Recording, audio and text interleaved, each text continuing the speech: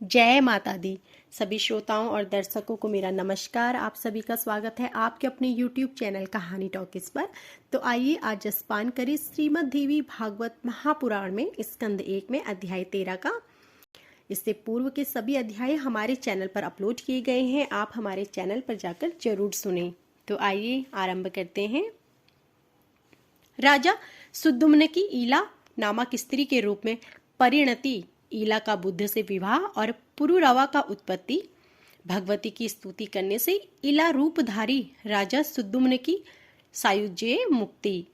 सूत जी बोले, तदंतर ईला की गर्भ से पुरुरवा ने जन्म लिया। यह प्रसंग मैं आप लोगों से कहता हूँ। वे बुद्ध पुत्र पुरुरवा बड़े धर्मात्मा, यज्ञ करने वाले एवं दानशील थे।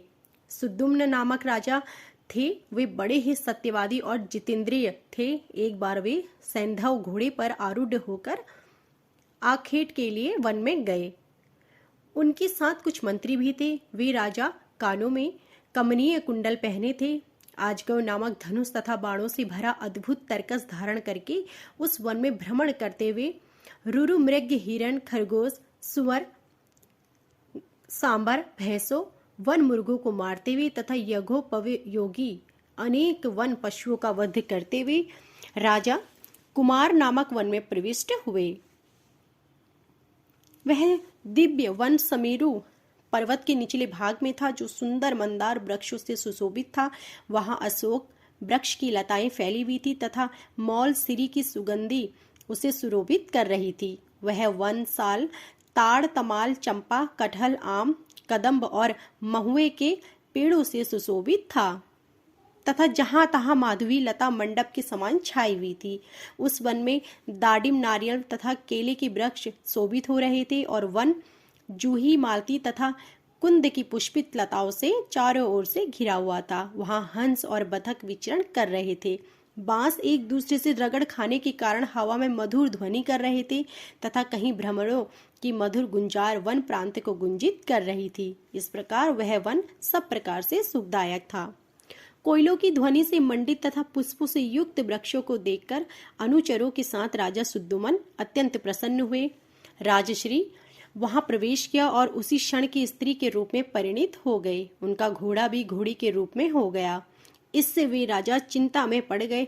वे मन में सोचने लगे, यह क्या हो गया। चिंता से व्याकुल वे राजा सुद्दुमन बार बार सोचते हुए दुखी हुए तथा लज्जित हुए। उन्होंने सोचा, अब मैं क्या करूं और स्त्रीत्व भाव से युक्त मैं घर कैसे जाऊं। मैं अब कैसे राज्य संचालन करूंगा। मैं इस प्रकार किसके ने ठगा गया। ऋषिगण बोले, हे लोमहर्षण सूत जी, आपने यह बड़ी आश्चर्यजनक बात कही है। देवताओं के समान तेजस्वी राजा सुद्दुमन स्त्रीत्व को प्राप्त हो गए, इसका क्या कारण है, उसे बताइए। उस रमणीय वन में राजा ने कौन सा कार्य किया था, हे सुव्रत, आप विस्तार पूर्वक हमें बताइए। सूत जी बोले, एक समय की बात है, सनकादिक ऋषिगण अपने तेज से 10 दिशाओं को प्रकाशित करते हुए शंकर जी के दर्शन के लिए वहां गए थे। उस समय महादेव शिव पार्वती के साथ विहार कर रहे थे। इसी बीच उन सनकादिक ऋषियों को वहां देखकर पार्वती अत्यंत लज्जित हो गई। वे अतिमानिनी पार्वती कांपती हुई लज्जित होकर अलग खड़ी हो गई। सनकादिक मुनि भी शिव एवं पार्वती को विहार करते देखकर वहां से तत्काल लौटकर नर नारायण के आश्रम में चले गए। भगवान शिव अपनी प्रिय पत्नी को लज्जित देखकर कहने लगे, तुम इस प्रकार लज्जित क्यों हो रही हो। तुम्हारे सुख का उपाय मैं अभी करता हूँ। हे वरानने, आज से कोई भी पुरुष इस वन में भूल से भी आएगा, वह स्त्री हो जाएगा। उस समय शिवजी ने वन को ऐसा शाप दे दिया, इसे जो लोग जानते हैं वे उस दोषपूर्व वन का पूर्णतः परित्याग कर देते हैं। वे सुद्दुमन भी अज्ञानवश सचिवों के साथ उस वन में चले गए, जिससे वे अपने सचिव आदि सहित स्त्री हो गए। इसमें शंका कोई कारण नहीं है। चिंताकुल होने के कारण राजा सुद्दुमन लज्जावश घर नहीं गए और उस वन प्रदेश से बाहर इधर उधर घूमने लगे। स्त्रीत्व प्राप्त होने पर उन महात्मा का नाम ईला पड़ गया। इस प्रकार स्त्री रूप में घूमते हुए एक दिन चंद्रमा के युवा पुत्र बुद्ध से उनकी भेंट हो गई। अनेक स्त्रियों के साथ भ्रमण करती हुई उस हाव भावमयी युवती रमणी को देखकर चंद्रमा के पुत्र भगवान बुद्ध उस पर मोहित हो गए। वह रमणी भी उन चंद्रबुद्ध को अपना पति बनाने के लिए आकुल हो उठी। इस प्रकार परस्पर अनुराग के कारण कुछ दिनों में उन दोनों का संयोग हो गया। उस चंद्रमा पुत्र बुद्ध ने ईला के गर्भ से पुरुरवा नामक श्रेष्ठ चक्रवर्ती पुत्र को उत्पन्न किया। पुत्र को जन्म देकर वह ईला वन में ही रहने लगी तथा चिंतातुर होकर उसे अपने कुलाचार्य मुनि श्रेष्ठ वशिष्ठ जी का स्मरण किया। ईला स्मरण करते ही वशिष्ठ जी वहां आए। सुद्दुम्न की यह बात दशा देखकर उन्हें बड़ी दया आई। तब उन्होंने समस्त लोक का कल्याण करने वाले महादेव शिव को प्रसन्न किया। वशिष्ठ जी पर प्रसन्न होकर भगवान शंकर ने उन्हें मनो अभिलाषित वर प्रदान किया। वशिष्ठ जी ने प्रिय राजा सुद्दोमन के पुनः पुरुष होने के लिए प्रार्थना की। शिवजी ने अपना वचन सत्य करते हुए कहा, हे ऋषि, आज से राजा सुद्दुमन एक मास पुरुष और एक मास स्त्री बने रहेंगे। इस प्रकार वरदान पाकर राजा सुद्दुमन पुनः अपने घर आ गए और वे धर्मात्मा वहां वशिष्ठ जी की कृपा से राज्य करने लगे। वे जब स्त्री के रूप में रहते थे तब अंतःपुर में रहते थे और जब पुरुष के रूप में रहते थे तब राज्य करते थे, परंतु इस कारण उनकी प्रजा उनसे उद्विग्न होकर राजा के रूप में उनका अभिनंदन करने लगी। कुछ समय के बाद जब राजकुमार पुरुरवा युवक हो गया तब महाराज सुद्दुमन उसे प्रतिष्ठान पूर्वक का राज्य सौंपकर वन में चले गए। अनेक प्रकार के वृक्षों से सुंदर लगने वाले उस वन में रहते हुए राजा सुद्दुमन ने देवर्षि नारद जी से सर्वोत्तम नवाक्षर मंत्र की दीक्षा ली और अत्यंत श्रद्धा भक्ति के साथ मन लगाकर वे उस मंत्र का जप करने लगे। तदंतर भक्तों का उद्धार करने वाली जग जननी भगवती शिवा ने सद्गुण रूप धारण करके उन्हें प्रत्यक्ष दर्शन दिए। उस समय मनोरम तथा दिव्य रूप वाली भगवती सिंह पर सवार होकर उनके समक्ष खड़ी हो गई। उनके नेत्र मत से परिपूर्ण थे। ऐसी दिव्य रूप धारणी श्री दुर्गा देवी को अपने सामने देखकर स्नेह भरे नेत्रों वाले ईला रूपी राजा सुद्दुमन प्रेम पूर्वक सिर नवाकर उनकी स्तुति करने लगे।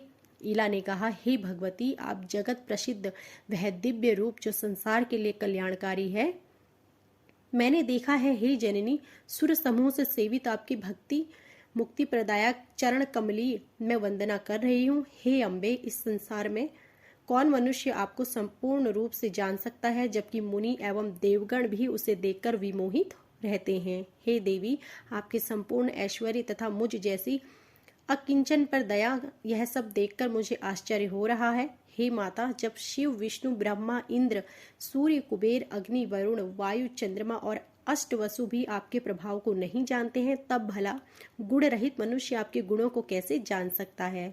हे अम्बे, यद्यपि परम तेजस्वी भगवान विष्णु आपको समुद्र से उत्पन्न सब प्रकार के मनोरथों को सिद्ध करने वाली साक्षात शक्ति स्वरूपा लक्ष्मी के रूप में समझते हैं, ब्रह्मा भी आपको राजसी शक्ति स्वरूपा सरस्वती तथा शिव जी आपको तामसी शक्ति स्वरूपा महाकाली के रूप में जानते हैं, तथापि है अंबिके, वे भी आपकी निर्गुण आत्मिका दिव्य शक्ति को भली भांति नहीं जानते। हे भवानी, कहा तो अत्यंत मंद बुद्धि मैं और कहा अमित महिमाशाली तथा अमोघ प्रभाव वाली मुझ पर आपका अनुग्रह। मैं आपके कारुणिक चरित्र को जानती हूँ, जो कि आप भक्ति भाव सेवकों पर सर्वदा दया करती हैं। यद्यपि कमल वन में वास करने वाली कमला होकर आपने भगवान विष्णु को पति के रूप में वर्ण किया है, तथापि वे मधुसूदन आनंददायक व्यवहार नहीं करते। वे आदि पुरुष विष्णु आदि शक्ति स्वरूपा आपके पवित्र हाथों से आपका पाद संवाहन कराकर अपने चरणों को शुभ तथा पवित्र करते हैं। वे पुराण पुरुष भगवान विष्णु भी प्रसन्न होकर आपके चरणों का आघात वैसे ही चाहते हैं, जैसे अशोक वृक्ष अपनी वृद्धि के लिए चाहता है। हे सुंदर चरित्र वाली देवी, आप विष्णु के विशाल शांत एवं भूषणों से विभूषित वक्ष स्थल रूपी शैया पर सर्वदा निवास करती हैं। उस समय ऐसा ज्ञान पड़ता है मानो सुंदर श्याम मेघ में बिजली जगदीश्वर होते हुए भी क्यों चमक रही हो, तब आपके वाहन नहीं बन जाते। हे अम्बे, यदि क्रोधित होकर आप उनको त्याग दें तो वे भगवान विष्णु अपूजित और शक्तिहीन होकर कुछ नहीं कर पाएंगे, क्योंकि लोक में भी देखा जाता है कि श्रीहीन, गुण रहित एवं उदासीन पुरुष को उनके कुटुंब सीजन भी त्याग देते हैं। क्या ब्रह्मादि देवगण भी किसी समय नहीं थे जो दिन रात आपके चरण कमलों का ही आश्रय रखते हैं? मैं तो मानती हूँ कि आपने ही उन्हें पुरुषत्व प्रदान किया था। अतः हे अनंत पराक्रम मालिनी, मैं आपकी ही शक्ति का क्या वर्णन कर सकती हूँ। आप ना तो स्त्री हैं ना पुरुष, ना निर्गुण है ना सगुण, ऐसी मेरी धारणा है। अतः आप जैसे भी हो उनको मैं आपको भक्ति पूर्वक बार बार प्रणाम करती हूँ। आप माता से मैं यही प्रार्थना करती हूँ कि आप में मेरी अचल भक्ति बनी रहे।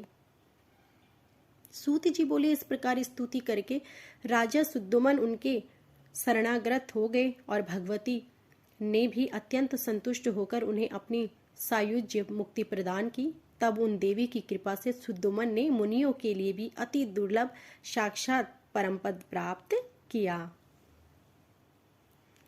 तो यह थी हमारी आज की संपूर्ण अध्याय। आशा करती हूँ कि आपको हमारी यह वीडियो पसंद आई होगी। ऐसे ही धार्मिक व्रत कथाओं तथा आगे के अध्यायों को सुनने के लिए हमारी वीडियो को लाइक करें, शेयर करें, कमेंट करें और हमारे चैनल को सब्सक्राइब करें और बेल आइकन दबाएं, जिससे कि ऐसी ही वीडियो प्रसारित होते ही आपको जानकारी मिल सके। आप सभी का धन्यवाद।